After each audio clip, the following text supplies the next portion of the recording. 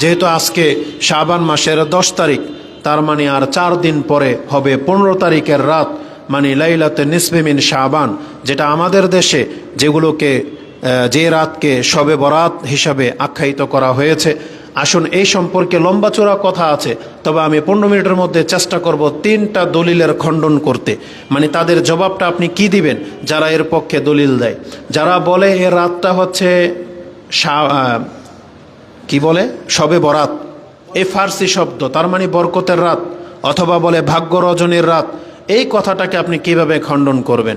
এবং দ্বিতীয়ত তারা একটা হাদিস পেশ করে যে কুমু লাইলাহা ওয়া সুমু নাহারাহা, তোমরা ইবনে মাজা থেকে যে হাদিসটা তারা কোট করে 1390 নম্বরে রয়েছে, আলী রাদিয়াল্লাহু তাআলা আনহু থেকে হাদিসটা এইভাবে বর্ণনায় আসছে, ক্বালা ক্বালা রাসূলুল্লাহি সাল্লাল্লাহু আলাইহি ওয়াসাল্লাম ইযা কানা লাইলাতুন নিসফি মিন শাবান ফাকুমু লাইলাহা ওয়া সুমু নাহারাহা ফাইন্নাল্লাহা ইয়ানজিলু ফিহা ইলা গুরুবি শামসি ইলা সামা'i দুনিয়া ফায়াকুল হাল মিম মুস্তাগফিরিন লি আগফিরা লাহু আলা মুস্তারজুকুন ইয়ারজুকাহু আলা মুবতালিন ফাওয়াফিয়াহু। এভাবে ডাকতে থাকেন আলা কাজা হাত্তা ইয়াতলু আল ফজর। এ হাদিসটি ইমাম ইবনে মাজা তিনি তার কিতাবুত তাহাজ্জুদের মধ্যে উল্লেখ করেছেন। রাত্রের বরকতের ক্ষেত্রে 1388 নম্বরে আপনি হাদিসটা পেয়ে যাবেন, যে হাদিসের সনদে নাসিরউদ্দিন আলবানী বলছেন অত্যন্ত দুর্বল, এবং তিনি আরেকটা বর্ণনায় বলেছেন এটা হচ্ছে জাল হাদিস। তাহলে জাল হাদিসের উপরে ভিত্তি করে আমাদের সমাজে এতদিন এই আমল টিকে ছিল যে তারা রাত ভরে সিয়াম রাখে এবং দিনে তারা সিয়াম, রাতে কিয়াম করার দিনে সিয়াম রাখে। কিন্তু আলহামদুলিল্লাহ সময়ের পরিবর্তনে, দাওয়াতের ফজলতে বা বরকতে আলহামদুলিল্লাহ গোমরাহি অনেকের মাঝ থেকে সরে গেছে। এবং রুটি বানানো, তারপরে ওই হালুয়া, কবর জিয়ারত করা, মোমবাতি নিয়ে ঘুরে বেড়ানো, মাজারে মাজারে ধর্ণা ধরা, এগুলো আগেও ছিল, এখনও কিছু কিছু অঞ্চলে বা যারা কবর কেন্দ্রিক, মাজার কেন্দ্রিক, যাদের সাথে ইনকামের একটা রাস্তা আছে, যারা এই দোয়াগুলো টিকিয়ে রাখতে পারলে পকেটে টাকা আসবে, মিলাদ জারি থাকবে, কবর জিয়ারতের নামে হুজুররা কিছু পাবে, মাজারগুলোতে ফকির মিসকিনরা সেখানে অনেকের টাকা পায়, লাইটিং করা হয়, মাজারের দান বাক্সে গিয়ে টাকা ঢোকে। তো যাদের এই ধরনের ফয়দাগুলো আছে, আর ইয়ং বয়সের পোলাপান যারা প্রেম করে, ওই যে এই বাহানায় রাত্রে ওই প্রেমিকার বাড়ির সামনে গিয়ে পটকা ফোটাবে, ইঙ্গিত দিবে, এই সেই নামাজের বাহানায় রাত জেগে থাকবে, ডেটিং করবে, আর সারা রাত ভরে রিক্সা নিয়ে, ভ্যান নিয়ে মস্তি করবে, তারা এখন পর্যন্ত এটাকে ধরে রেখেছে, তারা এটাকে টিকিয়ে রেখেছে। কিন্তু আলেম সমাজের কাছ থেকে আলহামদুলিল্লাহ এটা দিন দিন সরে যাচ্ছে। তবে একেবারে বেদাতি যারা, তারা এটার প্রমোট করে এবং তারা এর পক্ষে কিছু দলিল পেশ করে। আসুন তাদের 3টা দলিলের একটু সংক্ষিপ্ত জবাব আপনাদেরকে শুনিয়ে দিই। প্রথম, তারা একটা পেশ করে, প্রথমে একটা সহিহ হাদিস নিয়ে নেন। এই রাত্রের একটা সহিহ হাদিস বলতে একটা হাসান হাদিস পাওয়া যায়। আর আমাদের কাছে যেহেতু আমরা আমাদের উসুলে চলি, আমাদের সালাফদেরকে আমরা পূর্ণ মাত্রায় অনুসরণ করি, আমাদের সালাফদের মধ্যে যারা কোনো হাদিসকে হাসান বলে প্রমাণ করে দেখিয়েছেন, আমরা সেটাকে ইগনোর করি না, আমরা সেটাকে মেনে নেই। যেমন আমাদের একজন সালাফ আলেম নাসিরউদ্দিন আলবানী, যিনি হাদিসের তাহকিক সম্পর্কে খুব গভীর জ্ঞান রাখেন বা অনেক বেশি চর্চা করেছেন, তিনি একটা হাদিসকে হাসান বলে দিয়েছেন বা হাসান হিসাবে নিয়েছেন। সেটা কি? সেই হাদিসটি বিভিন্ন সনদে আসার কারণে মূলত হাদিসটাকে হাসান বলা হয়েছে, যদিও হাদিসের মান দুর্বল, কিন্তু তার ফতোয়ার উপরে ভিত্তি করে সালাফিরা কেউ দ্বিমত করেনি, মেনে নিয়েছে যে হাদিস বিভিন্ন সূত্রে আসাতে হাদিসটা হাসান। সেটা কি? আনাবি মুসা আল আশআরী আন রাসূলিল্লাহি সাল্লাল্লাহু আলাইহি ওয়াসাল্লাম قال ان الله لا يطلع في ليله نصف من শাবান। এই বর্ণনাটাই মুয়াজ বিন জাবাল তিনি এইভাবে করেছেন, লাইলাতুন নিসফি মিন শাবান যখন হয়, ইন্নাল্লাহা ইয়াত্তালিউল্লাহু ফি জামিই খালকিহি, আল্লাহ লাইলাতুন নিসফি মিন শাবানের দিকে, তার সমস্ত সৃষ্টির দিকে তাকান, ফায়াগফিরু লিজামিই খালকিহি, এবং তিনি তার সৃষ্টির সবাইকে ক্ষমা করে দেন, ইল্লা লি মুশরিকিন আও মুশাহিনিন। 2 চরিত্রের মানুষ শুধু ক্ষমা পায় না, যে শিরিক করে আর যে শত্রুতা বা বিদ্বেষ রাখে। যার সাথে তার ভাইয়ের রক্তের ভাই হোক, মুসলিম ভাই হোক, যার সাথে তার অন্তরের দ্বন্দ্ব আছে, শত্রুতা আছে, বিনা কোনো কারণে, ওই দুনিয়াবি কোনো লোভটোপ, একজন ব্যক্তির সাথে আল্লাহ কেন্দ্রিক শত্রুতা রাখতে হবে, এটা হচ্ছে ইবাদত। একজন ব্যক্তির সাথে আল্লাহর জন্য বন্ধুত্ব করা এটা ইবাদত, এবং শত্রুতা করা এটাও ইবাদত। কিয়ামতের মাঠে আল্লাহ এরকম দুই ব্যক্তিকে ডাকবে, কে আছো যে একজন অপরজনকে শুধু আল্লাহর জন্য ভালোবাসত, তারা আমার আরশের আজিমের ছায়ার নিচে দাঁড়াও। যারা শুধু অন্যকে মানে শত্রুতা করেছে শুধু তার সাথে আল্লাহর সম্পর্ক না থাকার কারণে, মানে আল্লাহর শত্রু হওয়ার কারণে আপনি তার সাথে শত্রুতা করেছেন, অন্য কোনো কারণে না, তাহলে এটা হচ্ছে জায়েজ এবং উত্তম একটা চরিত্র। কিন্তু যেই ব্যক্তি দুনিয়াবি স্বার্থে তার মুসলিম ভাইয়ের সাথে বা নিজের ভাইয়ের সাথে শত্রুতা দ্বন্দ্ব লেগেই আছে, আর যে শিরিক করে, এই দুই চরিত্রের ব্যক্তিকে আল্লাহ ক্ষমা করেন না, আর বাকি সবাইকে ক্ষমা করে দেন। কবে? ওই লাইলাতুন নিসফি মিন শাবান, শাবান মাসের 15 তারিখ মধ্য রজনীতে। এখন এই হাদিস এতটাই, এবং এই হাদিসকে নাসিরউদ্দিন আলবানী বলেছেন গ্রহণ করার মতো, সনদে যতটুকু দুর্বলতা আছে সেটা মেনে নেওয়ার মতো বিভিন্ন সনদে আসাতে এটা আমরা মেনেই নিলাম। ইবনে মাজাতে হাদিসটি 1390 এবং সাহিহ ইবনে হিব্বানে 5666তে হাদিসটি রয়েছে, যার ফলে এটাকে হাসান বলা হয়েছে। তাহলে একটা হাদিস ধরে নেন, এটা হাসান। কি আছে? যে এই রাত্রে আল্লাহ পৃথিবীর সমস্ত মানুষকে ক্ষমা করে দেন, মানে মুসলিমদেরকে, যারা শিরিক করে না আর বিদ্বেষ রাখে না, সৎ মুসলিমদেরকে ক্ষমা করে দেন। এখন আপনার কাছে একটা হাদিস, এটা দিয়ে আপনাকে দলিল দেবে, তাহলে দেখেন এই মধ্য রজনী শাবান মাসের শবে বরাত কত বরকতের রাত, যে আল্লাহ এই রাত্রে তাকায় এবং সবাইকে ক্ষমা করে দেয়। এর জন্য কি করেন? তো চলেন আমরা কি করি, সারা রাত ভরে শুকরিয়া আদায় করি, সালাত আদায় করি, কবর জিয়ারত করি, ভালো ভালো কাজগুলো করি, আর দিনে আমরা সিয়াম রাখি। এর পক্ষে দলিল কি? ওই ইবনে মাজার একটা হাদিস পাওয়া গেছে যে রাসূলুল্লাহ সাল্লাল্লাহু আলাইহি সাল্লাম বলেছেন, কুমু লাইলাহা ওয়া সুমু নাহারাহা। এটা তাদের দলিল। তাহলে একটা দলিল এটা যে আল্লাহ ক্ষমা করে দেন, দ্বিতীয় দলিল ইবনে মাজাতে আছে, তাদের কাছে সহিহ জয়ীফের কোনো তারতম্য নাই, হাদিস আছে মানে হাদিস। দুইটা গেল। এই দুইটা কথাকে আপনি কিভাবে খণ্ডন করবেন? তাহলে প্রথমে আসেন, যে রাত্রে আল্লাহ ক্ষমা করে দেন এটা সাব্যস্ত, আমিও মেনে নিলাম, আপনিও মেনে নিয়েছেন। তাই বলে যে আপনি সালাত আদায় করবেন, দিনে সিয়াম রাখবেন, হালুয়া রুটি বানাবেন, এগুলো কোথায় আছে? বলছে কোথাও নাই, করলে ভালো বলতেছে। তাহলে আমি আপনাকে আরেকটা হাদিস শোনাই।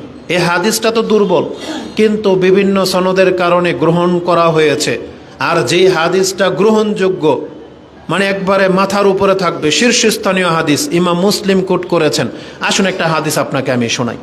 তাতে আছে যে রাসূলুল্লাহ সাল্লাল্লাহু আলাইহি ওয়াসাল্লামকে সোমবার দিন আর বৃহস্পতিবার দিন সিয়াম রাখা সম্পর্কে জিজ্ঞাসা করা হয়েছে। তখন এর জবাবে রাসূল বলেছেন, তুফতাহু আবওয়াবুল জান্নাহ তুফতাহু আবওয়াবুস সামা। সোমবার হলো এমন একটা দিন, বৃহস্পতিবার হলো এমন একটা দিন, যেই দুই দিন আল্লাহ আকাশের প্রত্যেকটা দরজাকে খুলে দেন, যেই দুই দিন জান্নাতের দরজা খোলা হয়। আর তুরাদু আমালুন নাস ইলা আমালুন নাস ইয়াউমাল ইসনাইনি ওয়া ইয়াউমাল খামিস ফায়ুগফারু লিজামিই খালকিহি। আল্লাহর কাছে আমলনামা পেশ করা হয় এবং তিনি প্রত্যেক বান্দাকে ক্ষমা করে দেন। লিকুল্লি আবেদিন, কাদেরকে? লা ইউশরিকু বিল্লাহি শাইআন, আল্লাহর ওই বান্দাদেরকে আল্লাহ ক্ষমা করে দেন যারা আল্লাহর সাথে শিরিক করে না। তবে ইল্লা রাজুলাইনে কানা বাইনাহু ওয়া বাইনা আখিহি শানা ক্বালা ইউকালু আনজিরু হাযাইনে হাত্তা ইস্তালিহা।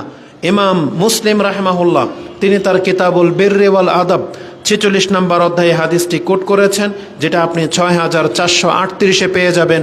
মিশকাতেও হাদিসটি আপনি 50, 29 এবং 50-30-এ পেয়ে যাবেন, মানে 5029, 5030-এ মিশকাতে রয়েছে। মূলত হাদিসটি মুসলিমে আছে 6438। তাতে কি আছে? প্রত্যেক সোমবার দিন আল্লাহ সমস্ত মানুষকে ক্ষমা করে দেয় যারা শিরিক করে না। আর ওই যে ইল্লা রাজুলান কানা বাইনাহু ওয়া বাইনা আখিহি শানা, যে তার ভাইয়ের সাথে বিদ্বেষপূর্ণ, বলছে আনজিরু হাযাইনি, এই দুইজনকে আপাতত রাখো, হাত্তা ইয়াস্তালিহা, বৃহস্পতিবার দিন ক্ষমা করা হইতো, কিন্তু আল্লাহ দেখতেছেন এই দুজনের মধ্যে শত্রুতা, থামো, এ দুজনকে ক্ষমা করা হবে না, দেখো আজকে রাত্রের মধ্যে মিলে যায় কিনা, মিলে গেলে ক্ষমা করে দাও। বুঝলেন? তাহলে একই হাদিস শাবান মাসের রাত্রেও পাওয়া যাচ্ছে। এবার বলেন তো এই হাদিস তো মুসলিমে আছে, কিন্তু আপনাদের হুজুররা কি জবাব দিবে? বা জীবনে কোনোদিন এই কাজটা কেন করলেন না, যে শাবান মাসের রাতে ক্ষমা করা হয়, এটা শোনার কারণে আপনি কবরস্থান লাইটিং করলেন, হালুয়া রুটি বানাবেন, সারা রাত জেগে থাকবেন এবং সিয়াম রাখবেন। তাহলে সোমবার আর বৃহস্পতিবার দিন তো সিয়াম তো রাখলেন, তাই রাত্রে কেন সেই কাজগুলা করেন না? কারণ রাসূলুল্লাহ সাল্লাল্লাহু আলাইহি সাল্লাম ক্ষমা করা হয় বিদায় তিনি কিন্তু সোমবার দিন এবং বৃহস্পতিবার দিন সিয়াম রাখতেন। যদিও সোমবার দিন সিয়াম রাখার আরেকটা কারণ রাসূল সাল্লাল্লাহু আলাইহি সাল্লাম উল্লেখ করেছেন যে ইয়ৌমাল ইসনাইনে কালা যাকা ইয়ৌমুন উলিদতু ফি ওয়া উনজিলা আলাইয়া ফি।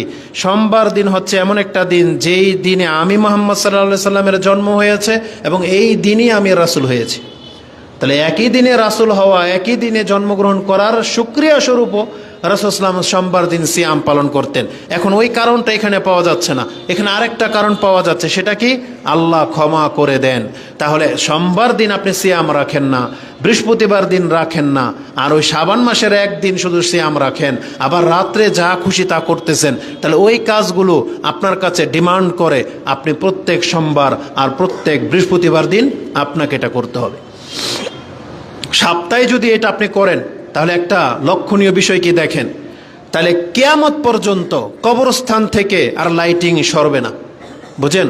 যে ঝাড়বাতি আপনারা লাগান, যে পাইপলাইট লাগাচ্ছেন, ওই যে ঝিকিমিকি লাইট যে লাগাচ্ছেন, কিয়ামত পর্যন্ত কবরস্থান থেকে এটা সরানোর আর কোনো প্রয়োজন পড়বে না। কারণ সপ্তাহে যদি 2 দিন লাগাইতে হয়, এত লাইট খুলবে না, লাগাইতে তো একদিন চলে যায়। সোমবার দিনের জন্য লাইট লাগাইলেন, তাহলে মঙ্গলবার দিন কি খুলে ফেলবেন?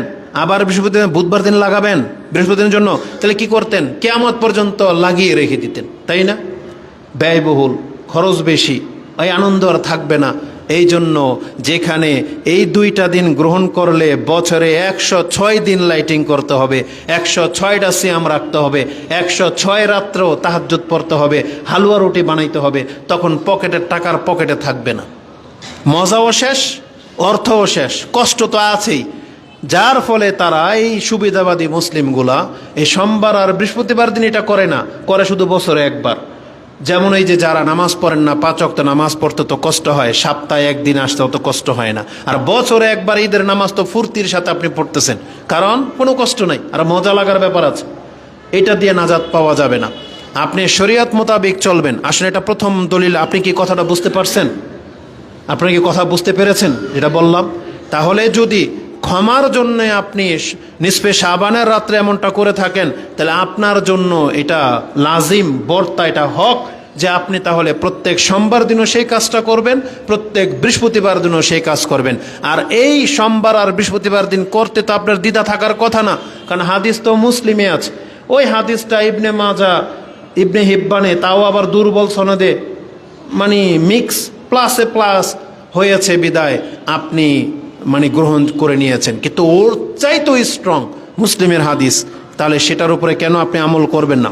এটা হচ্ছে প্রথম জবাব আপনার। দ্বিতীয় জবাব আসেন, বলা হয়েছে তাহলে তো হাদিসে এই বর্ণনাটাও আছে, ইজা কানা লাইলাতুন নিসফি মিন শাবান ইয়ানজিলুল্লাহু ইলা গুরুবি শামসি ইলা সামাই দুনিয়া। তাহলে হাদিসে তো এটাও আছে যে শাবান মাসের মধ্য রজনীর রাতে আল্লাহ সন্ধ্যা থেকেই প্রথম আকাশে থাকেন এবং বা দেখেন একবারে ফজর পর্যন্ত, এবং আল্লাহ বলেন হাল মিম মুস্তারজিকিন ইয়ারযুকাহু, কে আছো আমার কাছে রিজিক চাইবে আমি তাকে রিজিক দেব, কে আছো ক্ষমা চাইবে আমি তাকে ক্ষমা করব, কে আছো মুবতালান, বিভিন্ন বিপদগ্রস্ত আছো আমি তোমাকে ক্ষমা করে দিব বা সুস্থতা দিব, আলা কাজা ওয়া কাজা। এটাও ওই হাদিসে আছে। আপনি বলতেছেন তাহলে এই যে আছে হাদিসে, আসলে এটা জবাব নিয়ে নেন। আব্দুল্লাহ ইবনে মুবারক রাহিমাহুল্লাহকে জিজ্ঞাসা করা হয়েছে এই বাক্য সম্পর্কে যে আল্লাহ সুবহানাহু ওয়া তাআলা তো শাবান মাসের মধ্য রজনীতে প্রথম আকাশে আসেন। তিনি বলতেছে ইয়া দাইফ, এটা তো অত্যন্ত দুর্বল, মানে এই কথাটা কি অত্যন্ত দুর্বল। আব্দুল্লাহ ইবনে মুবারক বলেন, এবং তিনি বলেন লাইলাতান নিসফি মিন শাবান ওয়াহদা, এই এক রাত্রে শুধু আল্লাহ প্রথম আকাশে আসে। আর তুমি জেনে রাখো আল্লাহ তো প্রত্যেক রাতেই প্রথম আকাশে আসে। প্রত্যেক রাকাতে আল্লাহ প্রথম আকাশে আসে না? ওটা হচ্ছে আল্লাহ তাকায়, আর এটা গভীর, ওরা তাকায়, আর আল্লাহ নিজে নিকটবর্তী হওয়ার কথা রয়েছে। ইমাম বুখারী এবং মুসলিম হাদিসটাকে এইভাবে কোট করেছেন, আন্না রাসূলুল্লাহি সাল্লাল্লাহু আলাইহি ওয়াসাল্লাম ক্বালা ইয়ানজিলু রাব্বুনা তাবারাকা ওয়া তাআলা কুল্লা লাইলাতিন ইলা সামাই দুনিয়া হিনা ইয়াবকা সুলুসুল লাইলিল আখিরা। আল্লাহ প্রত্যেক রাতের 3 ভাগের 1 ভাগ বাকি থাকতে প্রথম আকাশে ইয়ানজিল, তিনি অবতরণ করেন। বা নুজুলের কথা রয়েছে, আল্লাহর শান যেভাবে সেইভাবে আমরা বলবো, আমরা কোনো ধরন, আমরা চোখ বুজে দেখবো না যে আল্লাহ নামতাছে বা কিভাবে, কারণ এটা আমাদের ধারণার বাইরে। আল্লাহ বলেছেন, আমরা ব্যক্ত করি, বাস এতটাই। তো আল্লাহ সুবহানাহু ওয়া তাআলা প্রত্যেক রাত্রে কাছাকাছি হয়ে নৈকট্য দেন এবং এই কথাগুলোই বলতে থাকেন, কে আছো ক্ষমা চাইবে আমি ক্ষমা করব, কে আছো কিছু চাইবে আমি তাকে দেব, কে আছো আমার কাছে রিজিক চাইবে আমি রিজিক দেব। স্পষ্ট হাদিস, যেটা ইমাম বুখারী এবং মুসলিম কোট করেছেন। মুসলিমে 1657 এবং বুখারীতে হাদিসটি 7494তে রয়েছে। তাহলে 2টা কথার জবাব 2টা সহিহ হাদিস দিয়ে আপনার কাছে পেশ করা গেল। তাহলে বোঝা যাচ্ছে যে ওই যে আল্লাহ যেই রাত্রে ক্ষমা করেন, কাছে আসেন, এটা যদি কারণ হয় সারা রাত্র জেগে ইবাদত করার, তাহলে প্রত্যেক রাত্রে আপনি এটা করতে বাধ্য, কারণ প্রত্যেক রাত্রে আল্লাহ এটা করেন। তাহলে সেটা কেন করেন না? তার মানে যে বললাম, কিয়ামত পর্যন্ত আর লাইটিং বন্ধ হবে না, কিয়ামত পর্যন্ত আর তাহলে রাত জাগা বন্ধ হবে না, কিয়ামত পর্যন্ত আর সিয়াম রাখা বন্ধ হবে না, কারণ আল্লাহ প্রত্যেক রাত্রে এটা করেন। তাদের কথার 3য় দলিল নিয়ে নেন। তারা আয়েশা রাদিয়াল্লাহু তাআলা আনহা থেকে একটা হাদিস পেশ করে। সেই হাদিসটি এইভাবে রয়েছে যে কালাত ফাকাত্তু, মানে লস, মানে আমি রাসূলকে হারিয়ে ফেললাম। ফাকাত্তু রাসূলুল্লাহি সাল্লাল্লাহু আলাইহি ওয়াসাল্লাম লাইলাতান, কোন এক রাত্রে আমি রাসূলকে বিছানায় পেলাম না, মানে হাতিয়ে দেখলো অন্ধকার, পেল না, বলছে ফাকাত্তু, হারিয়ে ফেললাম। ফাখারাজতু আতলুবু, আমি তাকে খোঁজার জন্য বের হলাম। ফাইজা হুয়া বিল বাকি, তাকে গিয়ে আমি পেলাম কোথায়? বাকি কবরস্থানে। জান্নাতুল বাকি তো লেখা নাই, বলছে ইলাল বাকি।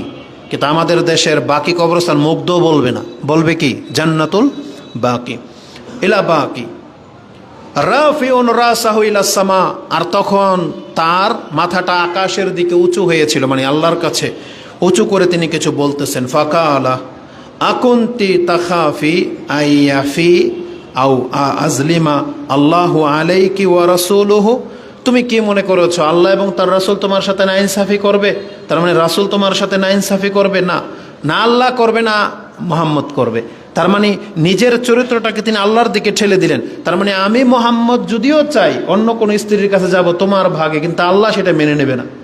এই জন্য দেখেন কথাটা কি বলেছেন, আল্লাহ কি তোমার সাথে নাইনসাফি করবে? তোমার ভাগ আল্লাহ তো আমাকে অন্য কাউকে দিতেই দিবে না, কারণ আল্লাহ তো আমাকে ধরে ফেলবে।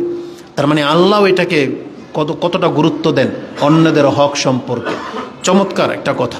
তো তারপরে তিনি বলতেছেন যে ইয়া রাসূলুল্লাহ ইন্নী জানান্তু আন্নাকা আতাইতা বাদা নিসাইকা, আমি ধারণা করেছিলাম আপনি হয়তো অন্য কোন স্ত্রীর ঘরে গিয়েছেন।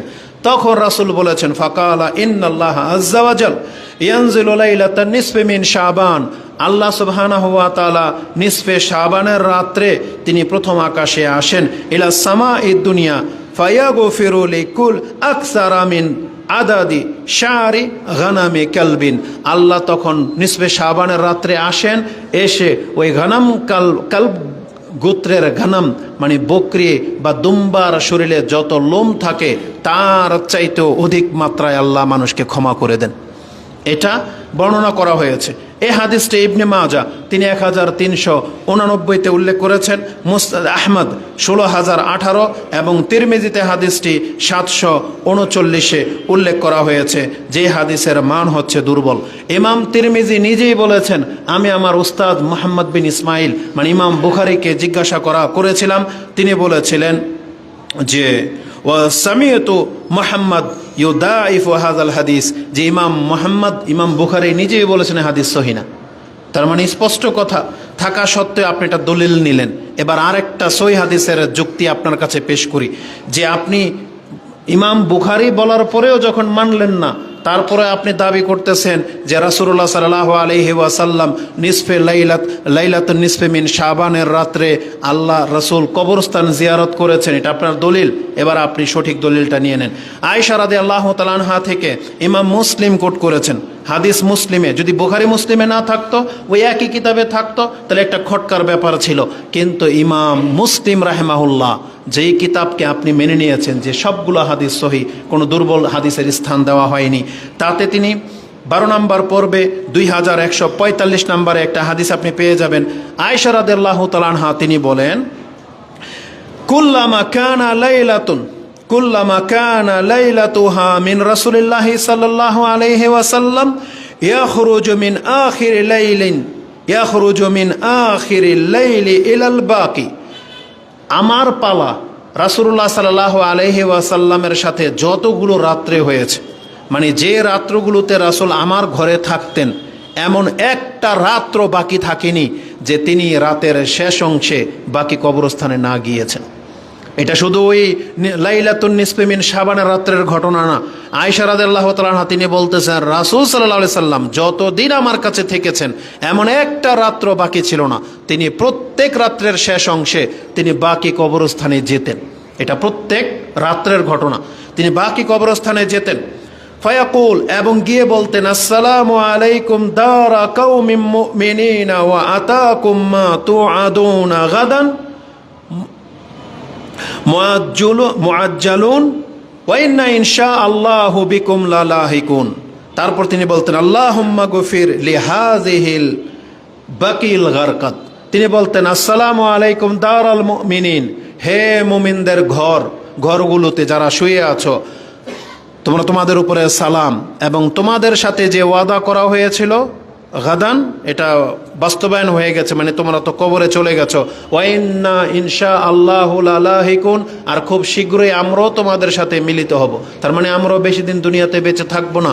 তারপরে তিনি বলতেন, আল্লাহুম্মা, হে আল্লাহ, ইগফির লি আহলি বাকিল গারকাত, এই বাকি কবরস্থানে যারা আছে আল্লাহ তাদেরকে মাফ করে দেন। হাদিস কোথায় আছে? মুসলিমে। কোথায় আছে বলেন? মুসলিমে। আর এটা করতেন শুধু শাবান মাসের রাতে না প্রত্যেক রাতে? প্রত্যেক রাত্রে। তাহলে এই হাদিস প্রমাণ করে কবরস্থানে জিয়ারত করার সবচেয়ে উত্তম সময় হচ্ছে তাহাজ্জুদের সময়, সবচেয়ে উত্তম সময় হচ্ছে সাহারির সময়। কিন্তু আমরা পরাকপাল যে আমরা কোনো ব্যক্তি বলতে পারবে না যে তার বাপ মায়ের জন্য সে রাত্রের শেষ অংশে সে কবরস্থানে জীবনে কোনোদিন গিয়েছে কিনা। বরং আমাদের কবরস্থানগুলোকে শ্মশানের মতন করে রাখা হয়েছে, যেখানে বিভিন্ন গাছ লাগিয়ে তারা এটাকে জঙ্গল করে ফেলেছে। লাইটিংয়ের ব্যবস্থা নাই, রাস্তার কোনো সৌন্দর্যতা নাই, বরং আরও মস্ত বড় অপরাধ হচ্ছে কিছু পাপীদের জন্য সেখানে রঙ্গমঞ্চ বানানো হয়েছে। সেলফি তুলে গিয়ে এমনভাবে ডিজাইন করেছে কবরস্থানকে, যেখানে গিয়ে সেলফি তুলে ডেটিং করে কবরস্থানে গিয়ে, এবং নেশাখোররা গিয়ে সেখানে নেশা করে। আল্লাহ সুবহানাহু ওয়া তাআলা মানুষের অন্তরকে কতটা শক্ত করে দিয়েছে। যেই ব্যক্তি কবরের গুড় করে, সেও কবরে নেমে বিড়ি টানে, খুঁজতেছে কবর, কিন্তু মুখে তারা বিড়ি। তার মানুষের অন্তর এতটা শক্ত হয়ে গেছে। এরা হচ্ছে ডুম চামারের মতো। ডুম চামার যেমন ওই পায়খানায় নেমেও সিগারেট খায় আর পায়খানা পরিষ্কার করে, ঠিক মুসলিমদের মধ্যে কত কুলাঙ্গার আছে যারা কবরস্থানের গুড়ের ভিতরে নেমে পর্যন্ত বিড়ি টানে, জর্দা দিয়া পান খায়। না, এটা মোটেও মেনে নেওয়ার মতো না। যেই জায়গাটাতে আসলে মৃত্যুর কথা, আপনি খুঁড়তে খুঁড়তে একটা কঙ্কাল পেয়ে গেলেন, একটা হাড্ডি পেয়ে গেলেন, আপনার অন্তর একটুও কাঁপে না যে আমিও তো হইতে পারি এই ব্যক্তি। অথচ রাসূল বলেছেন, জুরুল কুবুর ফাইন্নাহা তুযাক্কিরুকুমুল মাউতা আও তুযাক্কিরুকুমুল আখিরা, তোমরা কবর জিয়ারত করো, কবর জিয়ারত তোমাদেরকে পরকালের কথা অথবা মৃত্যুর কথা স্মরণ করিয়ে দিবে। কিন্তু আমাদের অন্তরটা কেমন শক্ত হয়ে গেছে যে কবরস্থানে গিয়ে পর্যন্ত সেলফি তোলে, আর সেখানে গিয়েও নিজে মরবে তার বিশ্বাস হয় না। না, এমনটা হওয়া উচিত না। তাহলে এই হাদিস স্পষ্ট প্রমাণ করে যে আল্লাহ সুবহানাহু ওয়া তাআলা প্রত্যেক রাত্রে প্রথম আকাশে আসেন, আর রাসূলুল্লাহ সাল্লাল্লাহু আলাইহি ওয়াসাল্লাম তিনি প্রত্যেক রাত্রে কবর জিয়ারতে যেতেন। এটা খাসভাবে শবরাতের আমল না, এটা আপনারা মাথায় রাখেন। এখন আমাদেরকে দলিল স্পষ্ট দেওয়ার পরেও যদি আপনি দেশাচার চলেন, সব যেদিকে আপনি সেই দিকে, তাহলে আপনি একটা গর্হিত কাজে লিপ্ত। আর এই ক্ষেত্রে আল্লাহর পক্ষ থেকে একটা চূড়ান্ত ফয়সালা নিয়ে নেন, যেটা আল্লাহ সুবহানাহু ওয়া তাআলা সূরা আল হিজর, সূরা আল জাসিয়া 45 নম্বর সূরার 18 নম্বর আয়াতে আল্লাহ রাসূলুল্লাহ সাল্লাল্লাহু আলাইহি ওয়াসাল্লামকে বলেন, সুম্মা জাআলনাকা আলা শারিয়াতিন মিনাল আমরি ফাত্তাবিহা ওয়ালা তাত্তাবি আহওয়া আল্লাযিনা লা ইয়ালামুন। হে নবী, আপনাকে আমি একটা শরীয়তের মানদণ্ডের উপরে পৃথিবীতে দাঁড় করিয়েছি। আপনার উপরে শরীয়ত নাজিল হয়, অতএব খেল তামশার কোনো অবকাশ চলবে না। আপনি শরীয়ত মোতাবেক চলবেন। যারা জানে না, শরীয়তের জ্ঞান রাখে না, তারা কি করে না করে তাদের খেল খুশির অনুসরণ আপনি করতে যাবেন না। তার মানে আমাদের নবী মুহাম্মদ সাল্লাল্লাহু আলাইহি ওয়াসাল্লামকে আদেশ করা হয়েছে আমরা যেন শরীয়ত মোতাবেক চলি, আর আমাদের জন্যও সে শরীয়ত রেখে যাওয়া হয়েছে। আমাদেরকে বলা হয়েছে যে তোমরা আমার ইত্তেবা করো, আমার শরীয়ত মেনে চলো, শরীয়ত থেকে মুখ ফিরিয়ে নিও না। এই জন্য দেশাচারও ভুলে যান। মুসলিম হিসাবে আপনাকে কোরআন সুন্নাহর উপরে আমল করতে হবে। এই জন্য সালাফি আলেমদের দৃষ্টিভঙ্গি সবচেয়ে চমৎকার। যারা আকীদার ক্ষেত্রে আপনাকে ভুল ধরিয়ে দিচ্ছেন, আমলের ক্ষেত্রেও তারা খুব সোচ্চার। তারা আপনাকে দিয়ে কোনোদিন বিদাত করাবে না, আর না কোনোদিন বিদাতকে তারা প্রশ্রয় দেবে। এই জন্য তাদের ফতোয়াটাই মেনে নেওয়াটাই যুক্তিসঙ্গত। এই জন্য কে কত রং তামসা করে এই কাজগুলো করে আপনি তার দিকে তাকায়েন না। এবং তৃতীয় জবাব সম্পর্কে আরেকটা কথা বলে দেই, বড় বড় হুজুর, পাগড়িধারী এবং সার্টিফিকেটওয়ালা তারাও বর্ণনা করে। একজন তো বলিয়ে দিয়েছে ইকরিমা রাহিমাহুল্লাহর কথা, উক্তিকে নকল করে, যে কোরআন যে কথিত আছে বা বর্ণিত আছে, কোরআন নাকি শবে বরাতের দিন নাজিল হয়েছে। বুঝেন, তারা জবাবটা নিয়ে নেন। সে মূলত ইবনে কাসির, তাবারানি, অমুক তমুক কিতাব থেকে নিয়েছেন। কিন্তু ইমাম ইবনে তাফসির ইবনে কাসির রাহিমাহুল্লাহ তিনি বর্ণনা তো করেছেন, কিন্তু বর্ণনা করে নিজে একটা যে হুকুম লাগিয়েছেন, তিনি যে এটা বলার পরে, যেমন অনেকে আছে না দাদা দাদি নানান কিচ্ছা বলার পরে শেষে ঘটনাটা বলে দেয়, আসলে এটা মিথ্যা, এটা কোনো ঘটনাই ঘটে নাই, আমরা বানাইয়া বলে কিনা। তো ইমাম ইবনে কাসির রাহিমাহুল্লাহ, ইকরিমা রাহিমাহুল্লাহ বা অন্যান্যদের থেকে বলেছেন যে রিওয়ায়াতে আছে, কেউ কেউ বলতো একটা মত যে তারাও এটাও বলেছেন যে লাইলাতুন নিসফি মিন শাবান এটা হচ্ছে লাইলাতুল মুবারাকা, এটা হচ্ছে বরকতময় রাত, এটা বলতেন। কিন্তু এটা বলার পরে তিনি এটা একটা সুরাহ করে দিয়েছেন।